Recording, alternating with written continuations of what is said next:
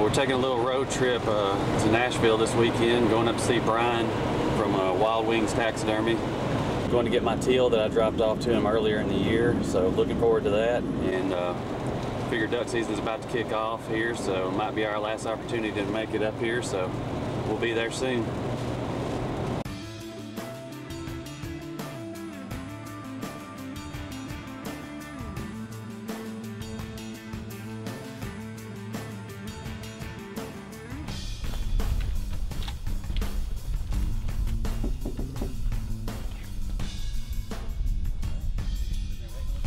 Hey man, come on in.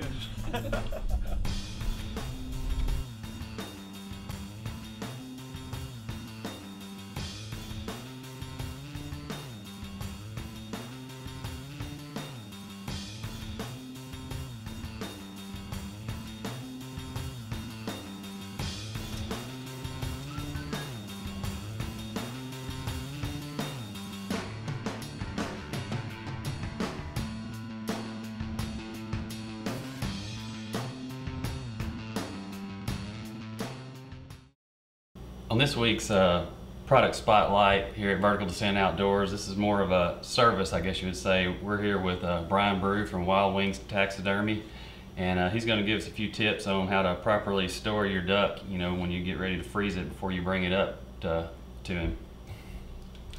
Alright, here's a couple of tips. I get asked multiple times every year, what do I do with a bird that's after harvest? I've got it in the field, how do I store it? This is a fresh bird. Basically, the only thing, don't make it harder than it needs to be, is you can either take its head, put it under its wing, or just basically lay its head against its body. I use Ziploc bags, and I tell everybody to use Ziploc bags. It's just easy. But if you drop a bird in a Ziploc bag, it's naturally going to bend the way that you need to anyway.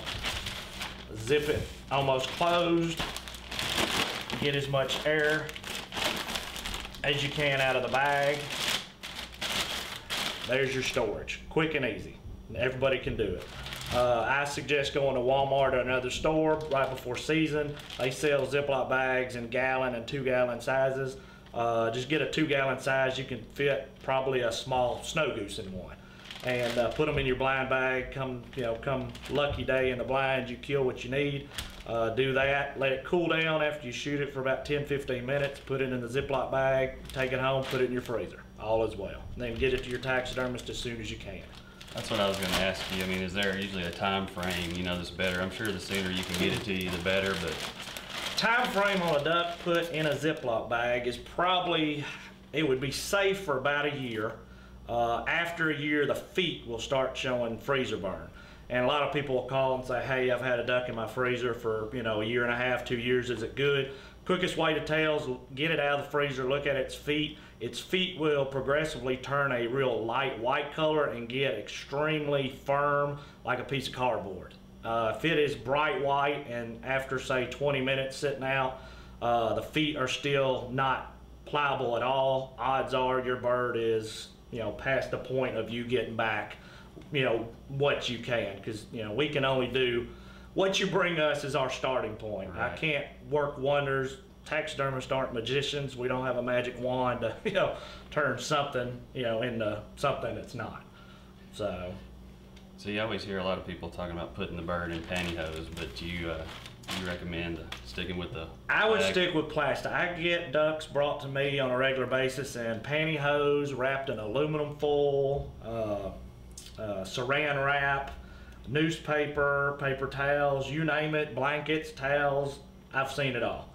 Ziplocs, quickest, easiest way. Basically, as far as paper, a lot of people think, you know, paper towels, newspaper, and say a bath towel is good for insulating. It's actually worse because it will, if you can wipe up or soak up water, when you wrap it around this bird, it's doing exactly what you don't want it to. It is pulling the moisture out of the bird, so you're just speeding up, you know, freezer burn by tenfold. Right.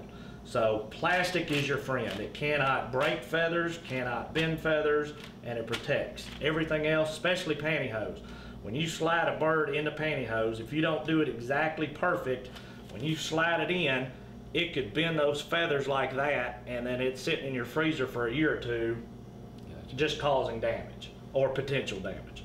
So, like I said, I mean, the better quality you bring something to, your taxidermist, the better you are, for the finished product that you can get back. Next time you kill that trophy of a lifetime or that special bird, remember these tips that we gave you today to ensure that your bird can turn out to be the best that it can. I'd just like to thank Brian again for doing this teal for me. I think it turned out great, and this was my first mount that I ever had Brian do for me, but I can guarantee you it won't be my last.